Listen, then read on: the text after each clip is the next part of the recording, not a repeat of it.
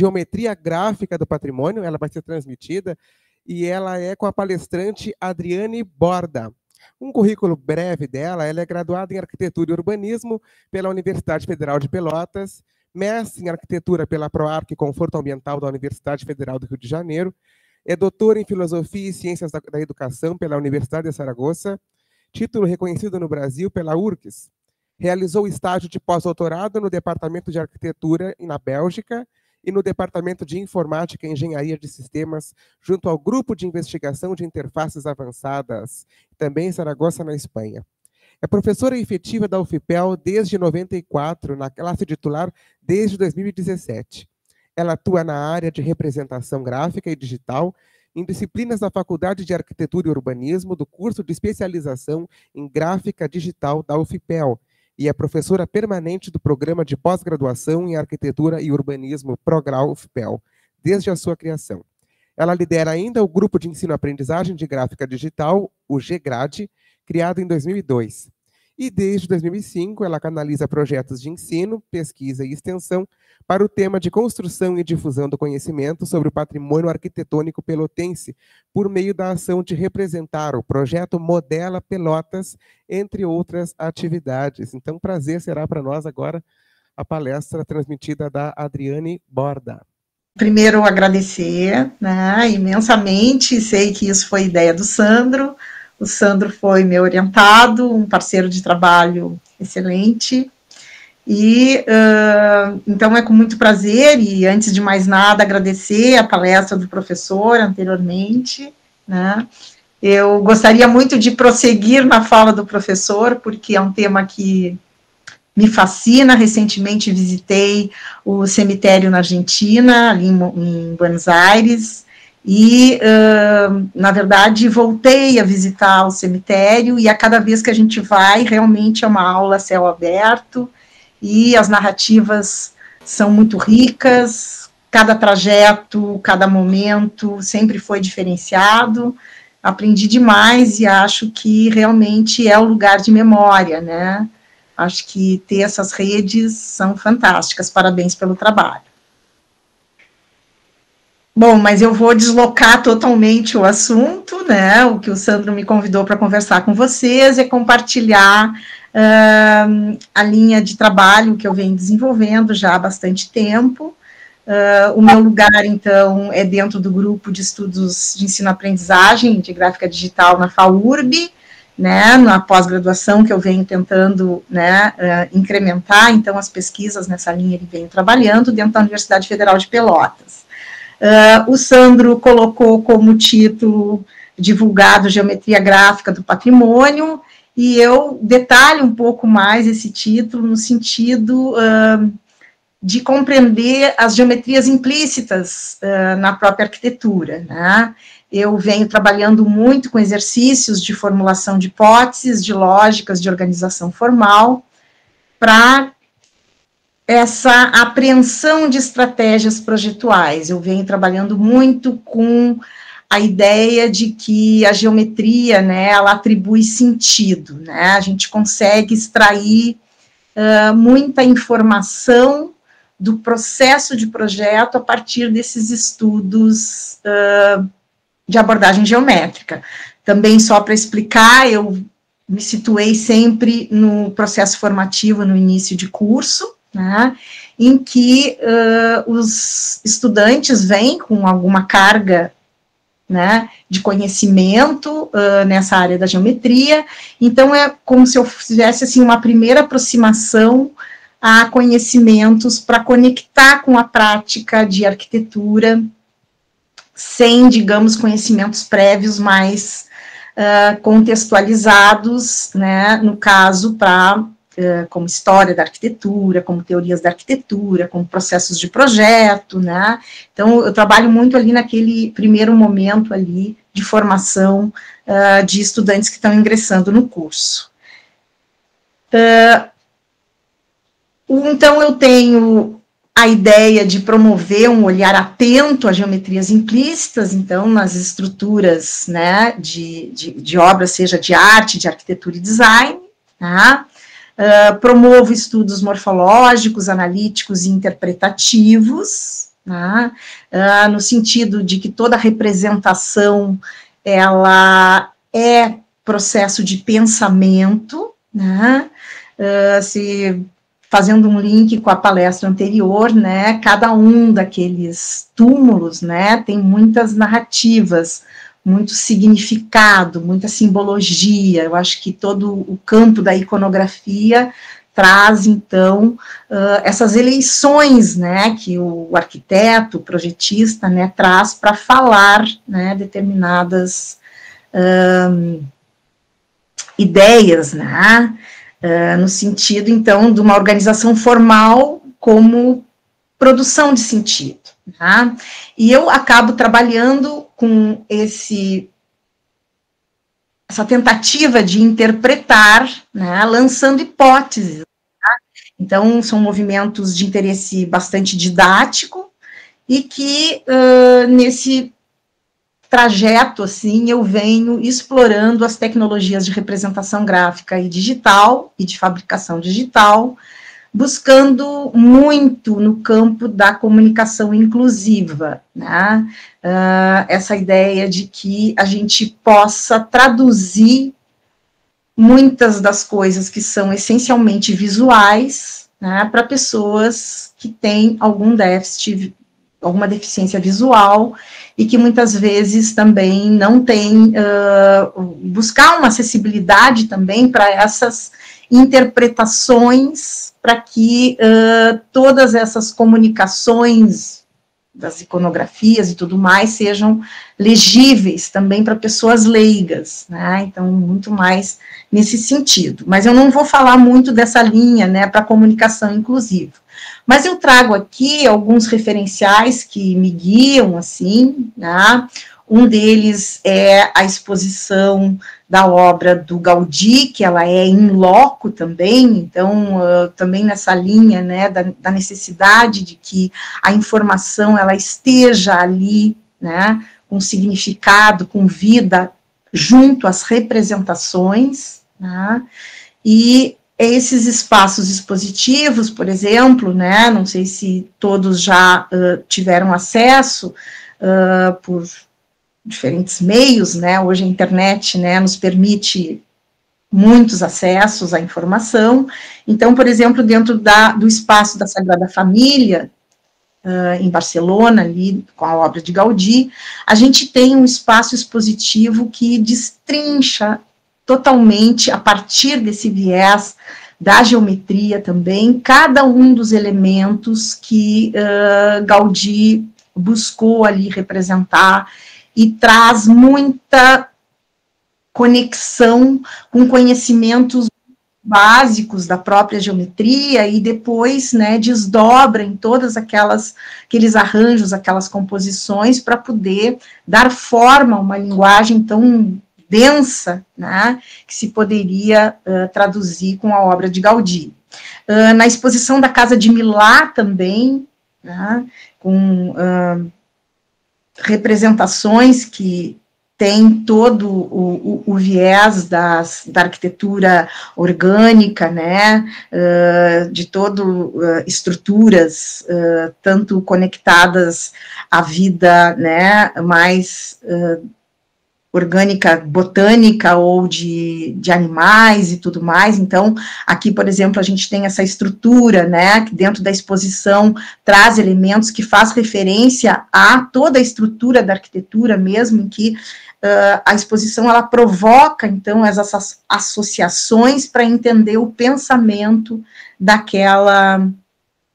daquele projeto, né? Então, vários elementos aqui, quando traz um elemento todo em bronze, né, que é um detalhe ali da própria edificação conectado, traz também, né, na própria exposição ali a referência que se imagina que Gaudí tenha feito, né, com um favo ali de abelha, né, então trazendo essas estruturas com essas conexões. Uma outra referência também que eu trago bastante, que é uma exposição sobre a obra do Eduardo Torroja, que a Carmen Garcia Reig, né, ela fez essa exposição, andou por vários países na Europa, né, em que ela realmente se debruça sobre a obra do Eduardo Torroja e traz principalmente a conexão dessas geometrias implícitas, demonstrando a conexão com esses desempenhos estruturais e formais, tá? Então, claro, eu estou viajando, assim, em obras, né, de grande dimensão também, e aí eu venho para Pelotas, né, que é onde eu, mais ou menos, atuo, e tento formar, então, os estudantes com essa infraestrutura para ter um repertório que possa fazer ver essas estratégias projetuais que os arquitetos, então, ao longo da história da arquitetura, se abraçam, né? Então, eu mostro aqui alguma revisão sistemática de trabalhos, né, que vem também nesse mesmo viés que eu venho trabalhando. O Sandro se dedicou, no trabalho dele de mestrado, a fazer uma revisão e também identificar que esses trabalhos, né, têm sido atualmente também bastante tem tido um corpo, né, de construção de conhecimento também nessa direção, se utilizando já de tecnologias mais avançadas para extrair essa informação de pré-existências, quando a gente vai abarcar uma edificação de interesse cultural, em que a gente, muitas vezes, tem muito pouca informação, e que também acaba extraindo daquela materialidade que está ali para poder compreender, então, essas estratégias projetuais. Em Pelotas, esse tipo de aplicação a gente fez em vários elementos, por exemplo, esse tipo de estudo aqui, que pega como objeto de estudo uma produção da arquitetura do ferro, como a gente tem aqui, né, que é uma caixa d'água toda em ferro, que na verdade ela era um objeto quase como uma joia, que ela era reproduzida, era um objeto de catálogo, né? Nós temos uma idêntica aqui em Pelotas, idêntica a uma de Rio Grande, né? Que a gente busca compreender, então, toda uma linguagem e uma estruturação por meio da geometria, em que a gente compreende que todos os elementos, eles estão completamente regrados e relacionados, né? Você poderia trazer o termo da comensurabilidade, né? As relações entre as partes para buscar unidade, ritmo e tudo mais. Então, a gente fez um estudo também bem dedicado, entendendo que esses elementos, eles são bastante regrados aqui pelas lógicas, por exemplo, das estruturas de relações pitagóricas, né, o 8, 5 e 3, quer dizer que todas as partes nessa estrutura, elas estão relacionadas em diferentes escalas, então o todo tem as mesmas relações que as partes menores, então a gente encontra essas relações de medidas em todas as escalas, né, então trabalhando com proporções clássicas, se a gente pode falar da proporção áurea, da raiz de 2, né, dos quadrados, quer dizer, coisas que o nosso cérebro, de certa maneira, está acostumado a identificar, e talvez isso, né, conforte, né, porque a repetição, ela faz a gente ter uma leitura mais confortável, e isso está associado com aqueles termos que a própria Gestalt nos traz, né, de pregnância, de ter insights, né, e compreender as formas de uma maneira mais rápida. Esses exercícios a gente tem feito também a partir de estruturas de conhecimento mais conectadas ao desenho paramétrico, com tecnologias atuais, como o desenho programação visual. Então, aqui, por exemplo, nesse cantinho, a gente tem na esquerda, né, abaixo, a relação para entender exatamente que proporção são estabelecidas entre essas partes. A gente olha aqui e os próprios, né, parâmetros ali, a gente pode ir regulando e ver que o arquiteto parou num determinado momento para estabelecer aquela proporção em altura de colunas, em altura do torreão, né, claro que cumprindo uma determinada função, neste caso, uma caixa d'água. Nós estudamos, então, bastante a questão da arquitetura, da história de Pelotas, né, desde as estruturas lá luso-brasileiras, né, que são da arquitetura industrial que nós tivemos, das charqueadas, né, para depois compreender também os casarões já do estilo eclético, que derivaram, então, de toda uma época que Pelotas teve o seu auge, digamos, o seu poder econômico, que trouxe todo um desenvolvimento de construção, porque se tem hoje ainda, né, conseguimos preservar alguns exemplares dessa arquitetura eclética desse período, né, mas o que eu considero mais importante é entender que essas organizações estéticas, né, compositivas, elas estão conectadas diretamente com um saber fazer construtivo.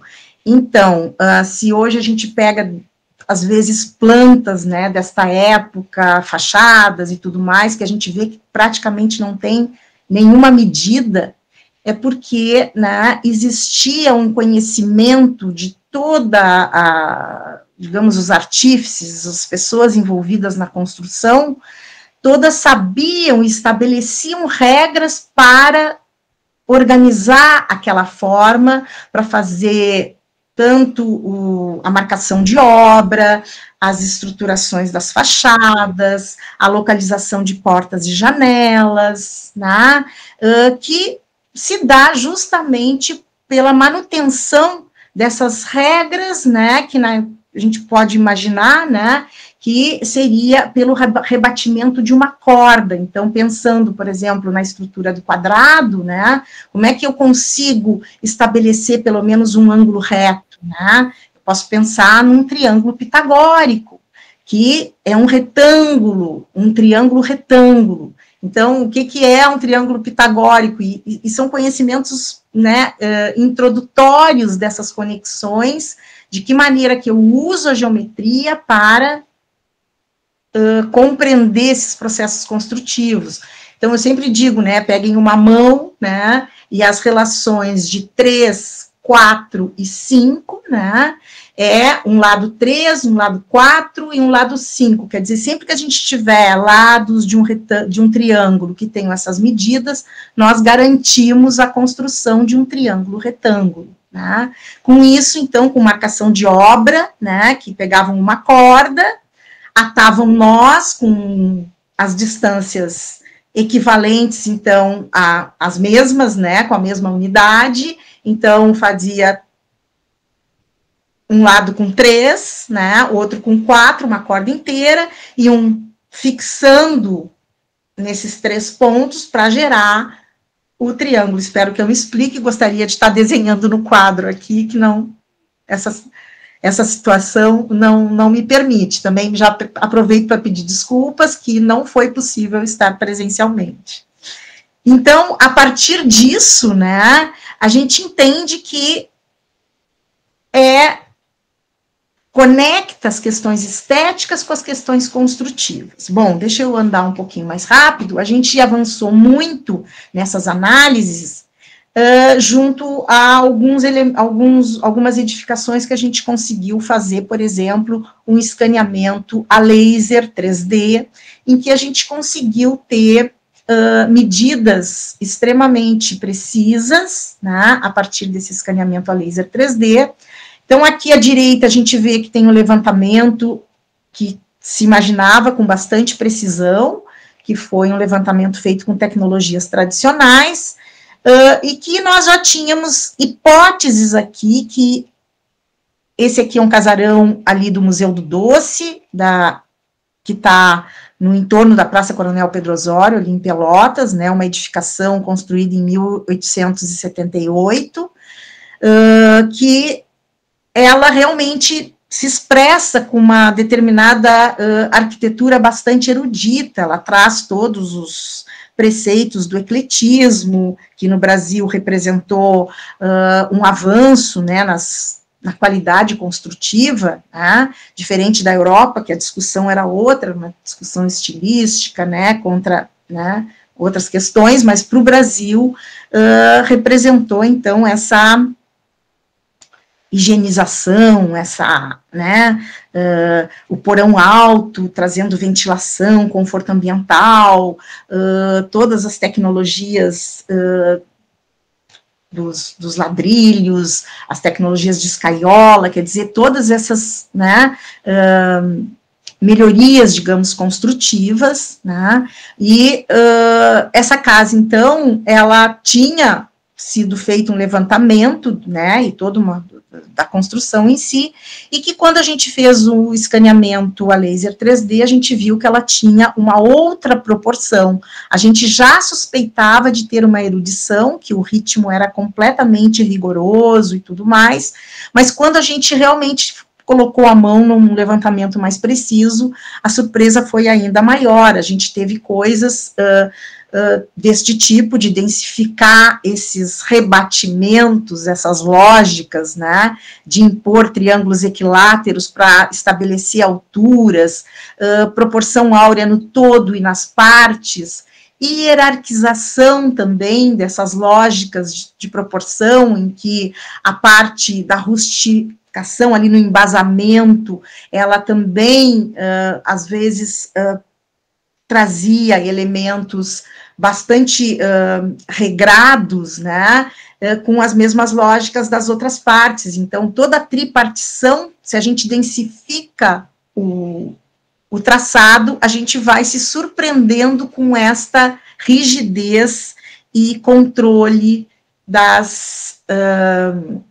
de todas as regras construtivas. Então, aqui na esquerda, a gente teve todo o acesso à planta por levantamento tradicional, em que a gente tinha lançado determinadas hipóteses, mas que não estava toda comprovada, porque algumas não batiam, né?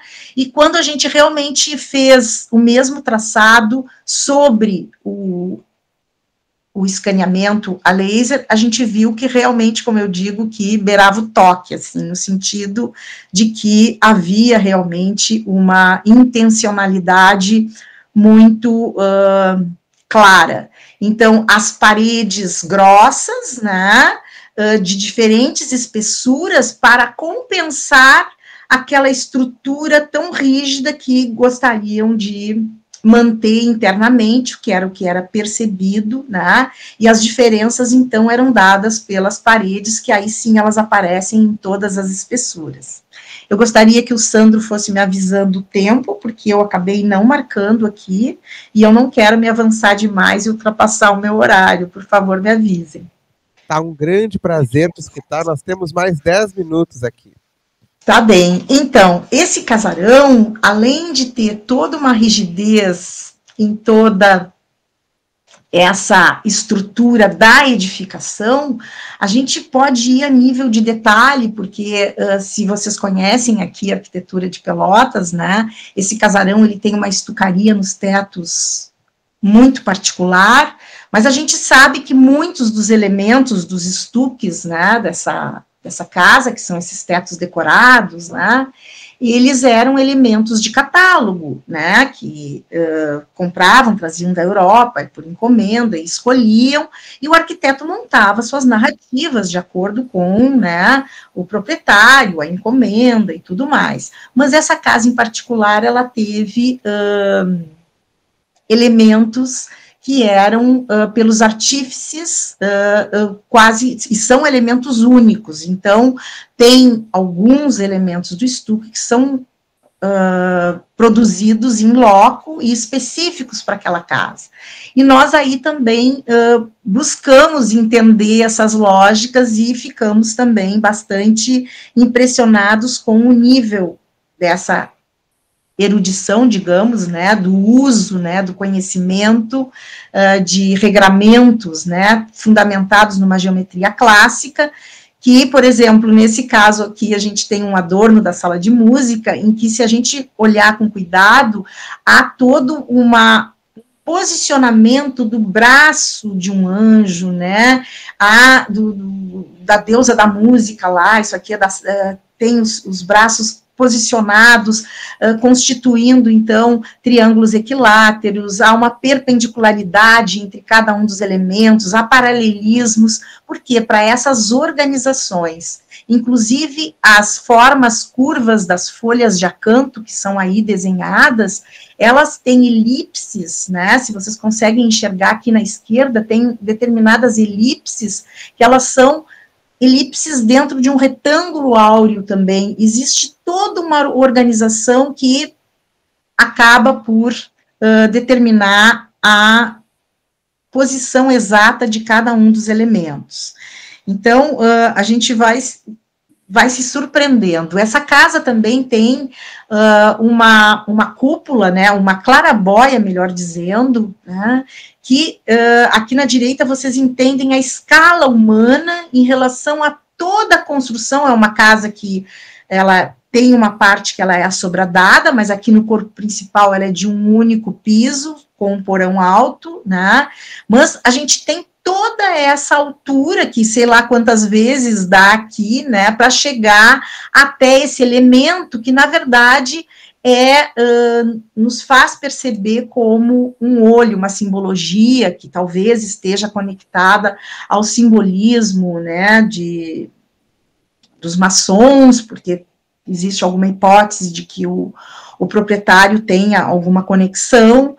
Então, tem esse olho, assim, é muito interessante de perceber ali, né, que por fora dessa cúpula, que é uma cúpula em ferro, que está por fora, tem uma borda toda de vidrinhos azuis, que por dentro a gente não enxerga, né, quem está aqui embaixo, olhando para cima, não vê esses vidrinhos que estão por fora, porque Pelotas é muito, muito cinza, né, chove muito e tudo mais, então a intenção era que pintasse esse ambiente da clarabóia, que na verdade é o único ambiente da casa em que não tem janelas para a rua, né, era para, né, ter uma iluminação zenital, mas que a sensação nos dá é que o dia na rua está sempre azul, em função desse tingir esses vidrinhos que estão lá por cima. Então, é bem multissensorial.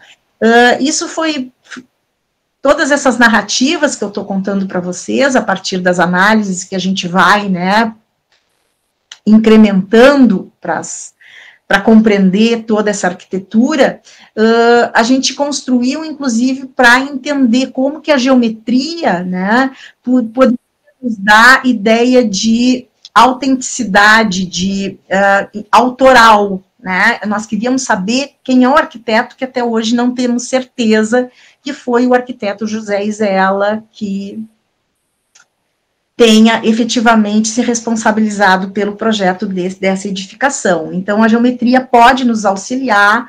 Nós estudamos também a partir dessas representações, a partir de escaneamento a laser e fotogrametria também, entendendo toda que estrutura era essa, a maneira de projetar esses elementos, comparada a outros elementos de edificações que nós tínhamos certeza que foi esse arquiteto. Então, a gente fez um estudo para entender o traço, né, de que maneira, essa maneira de projetar, para identificar, então, o autor, o arquiteto do projeto. Esse é o arquiteto José Isela, né, italiano, que veio, né, para o Brasil, ele tinha 20 anos, bem, enfim, toda uma história que eu não posso avançar aqui.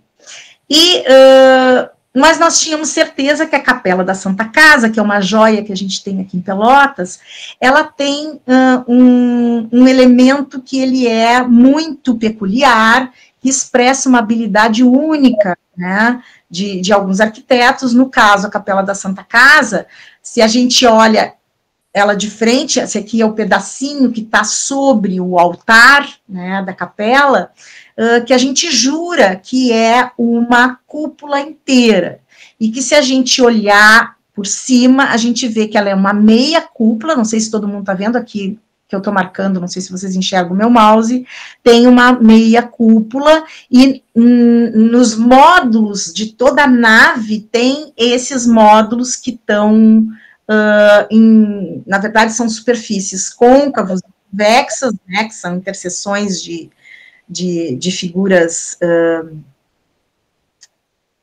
de superfícies cilíndricas, né, e que aqui tem também um touro também que está sendo interseccionado com a gente estudou essa geometria, assim, das superfícies que geram esses módulos. Então, se a gente olhar daqui, esta superfície, ela é, na verdade, côncavo, mas a gente olha por aqui, parece que ela reforça essa ideia da cúpula inteira, porque parece que ela está cobrindo, não sei se vocês estão tendo essa percepção, se a imagem dá para discernir e entender que parece, olhando de frente, que ela está cobrindo e reforça a ideia de que ela fosse uma cúpula inteira. A gente estudou, então, também essas formas e viu que essa ideia dos elipsoides, as estruturas que também estão todas regradas por proporções determinadas, a gente não achou ainda em Pelotas nenhum outro elemento que gerasse isso que a gente chama de efeitos anamórficos, que enganam o nosso olho, né? Então, essa habilidade a gente associa e a investigação que a gente tem feito é a partir, então, dessas estruturas geométricas. Então, aqui está bem melhor de ver, desculpa, essa imagem aqui. Então, aqui, ó, aquele módulo que faz, né, enganar o nosso olho como se estivesse ainda cobrindo aquela cúpula. Tá? Então, aqui a gente vê que é uma viga vertical, né, e que a partir desses elementos de adorno, assim, ainda reforçam essa possibilidade de ver, né, essa continuidade, né, da curva como se fosse. Então, brincamos com essas questões e fui desafiada pelo Sandro, vou rapidamente, né, a fazer uma análise geométrica do Clube Cacheral de Bagé, né, mas infelizmente eu não consegui avançar muito, porque eu fiquei bastante...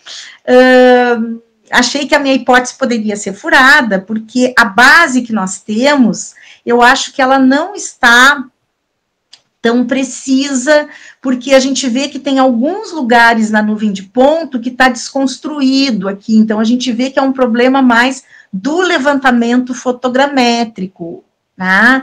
Mas assim mesmo, eu arrisquei um pouquinho e comparei pelo menos o elemento da porta, Sandro, fiz um desafio aqui. E, como eu acredito que a porta, né, pela facilidade de buscar por métodos tradicionais, é possível de medir, bem medido, digamos, né, eu fiz até as bandeiras. E aí, não sei se vocês estão enxergando, eu traço paralelas, né, e perpendiculares, tento ver que proporções são essas aqui, e eu vejo que tem toda uma linguagem de paralelismos e perpendicularidades, isso significa que a proporção na horizontal também é a mesma proporção na vertical, e eu vou subdividindo e vou investigando. Então, eu vejo que ela está super bem regrada, mas vejo também, se aqui está correto, vejo que a parte lá de cima... Nós estamos com um problema de conexão aqui, nós estamos lhe perfeito, mas não lhe enxergando. Eu vou pedir para a senhora dar uma esperada, para que o pessoal possa acompanhar também o seu slide.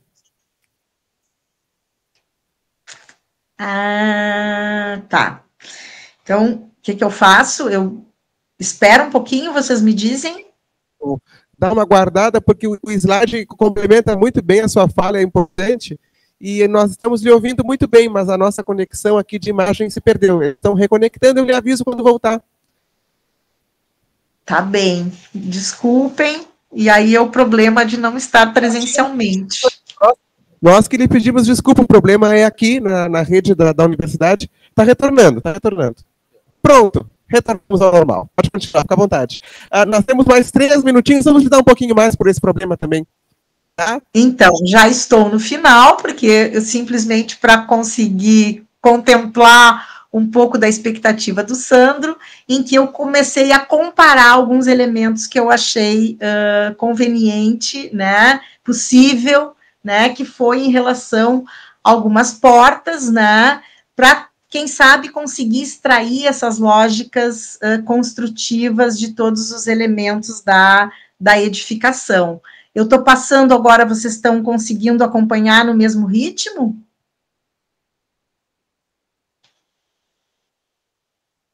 Sim.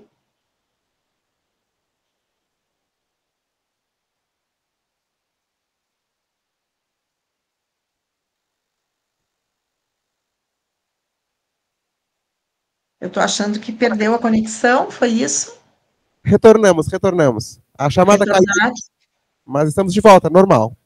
Tá, agora eu posso ir passando? Com certeza, fique à vontade. Então, claro que eu gostaria de ter tido mais tempo, né?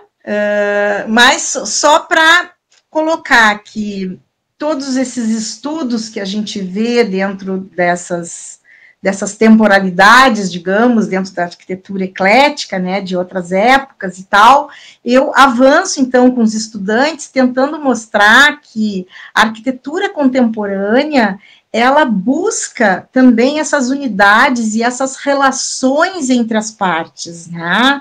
Então, isso é realmente um conhecimento que a gente aprende, né, na história da arquitetura para as questões dessas organizações formais. Alguns arquitetos, como Álvaro Siza, por exemplo, né, ele tem todas essas lógicas de associação, e aí a gente analisa, então, essas arquiteturas contemporâneas e vai observando. A gente fez trabalhos analisando a Fundação Iberê Camargo, que a gente encontrou lógicas de estruturas muito rígidas também, né, que são práticas que essa imagem aí que a gente pega, ela realmente está tentando, né, numa proporção bastante associada à proporção áurea da recíproca, rebatida para os dois lados. A gente achou muitos elementos.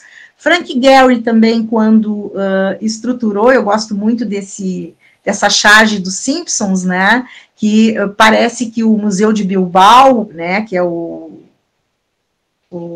Museu Guggenheim, né, que tem lá na Espanha, parece que ele amassou e deixou lá e tudo mais, e quando a gente vai estudar, a gente consegue entender lógicas que nos surpreendem realmente, de uma organização formal muito particular, complexa, né, em que ele busca a repetição também de formas, só que, claro, muito mais complexas a partir de projetividades e tudo. Ele busca associar conceitos geométricos como recursão, que a partir da análise do terreno, ele busca o desenho de um vocabulário, isso são hipóteses, não é o discurso do Gehry, mas a gente, na materialidade, a gente extrai essas lógicas. A gente entende, né, numa planta urbana, o que ele pretendeu a partir dos eixos das avenidas que confluem para essa obra, de que maneira que ele queria que visse essa edificação. Ele dialoga com todo o entorno também, trazendo determinadas proporções, porque frontalmente a esse edifício tem toda uma cidade organizada também com essas lógicas do ecletismo e com proporções e tudo mais, e ele traz isso para organizar mesmo esse tumulto de formas. Tá?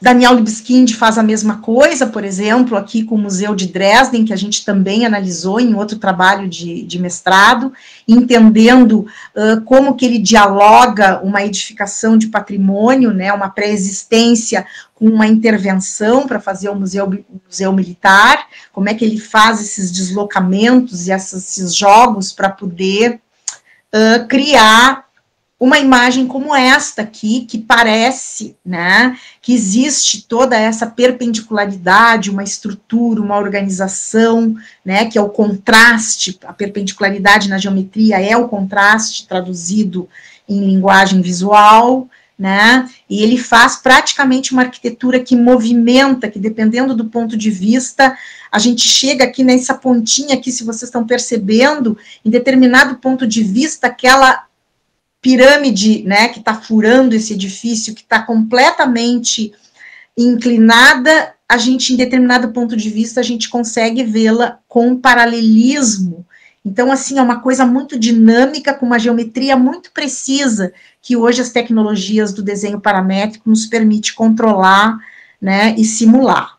Bom, eu fico por aqui, né, e espero que eu tenha estimulado, então, o público que me assiste, de estudantes, pelo menos, a se interessarem bastante pela geometria. Então, era isso que eu tinha para mostrar para vocês. Espero que tenha contemplado o que o Sandro me pediu.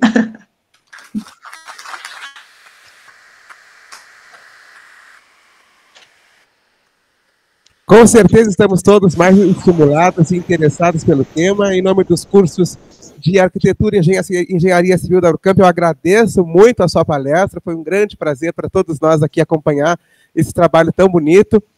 E vamos então para a nossa próxima palestrante. A próxima palestra, intitulada... eu queria também aproveitar que a senhora segue conosco e agradecer, porque o professor Sandro também esclareceu que a sua agenda essa semana está bem conturbada, Semana do Patrimônio em Pelotas, e mais umas atividades agora também que a senhora está indo viajar. Então, agradecemos a sua disponibilidade de poder estar conosco. Um grande prazer para nós, viu? Eu que agradeço. Foi um grande prazer estar com vocês. Nós dizemos o mesmo para a senhora.